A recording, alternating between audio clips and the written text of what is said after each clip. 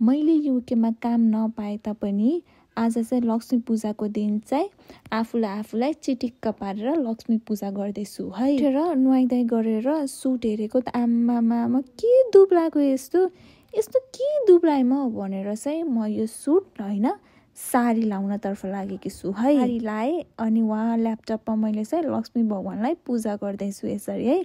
एउटा दियो बालिदिए, त्यसपछि मैले बालिदिए अगरबत्ती है। भगवानलाई पूजा गर्दै मैले चाहिँ मलाई काम पाइए नि हुन्थ्यो भनेर चाहिँ मैले लक्ष्मी भगवानलाई प्रे गरेकी छु है। अब उता चाहिँ मैले बनाउन थालेँ करेन्ट साउसे। अब नेपाल होइन, घर होइन कि भेराइटिज खाना बनाएर खाने गर्ने, विदेशको जिन्दगी एक्लो मान्छे अब जे छ त्यही पकाएर खानुपर्छ है। म त करेन्ट साउसलाई मजाले उमालेकी छु, त्यसपछि चिसो पानीले धोएकी छु है।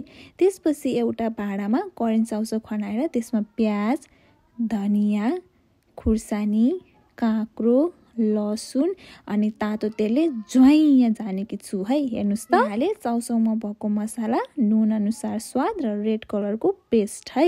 हेर्नु त कस्तो खामखाम लाग्यो। यसरी पाक्यो आजको करेन्ट साउचाउ है। यो रेसिपी तपाईँलाई कस्तो लाग्छ कमेन्टमा लेखिदिनुहोस् है। अब नेपाल भएको भए फिनी सेलरोटी खाइन्थ्यो होला। अब युकेमा आएर दुःख पाउन लेखेको साथीहरू अब केही भएन।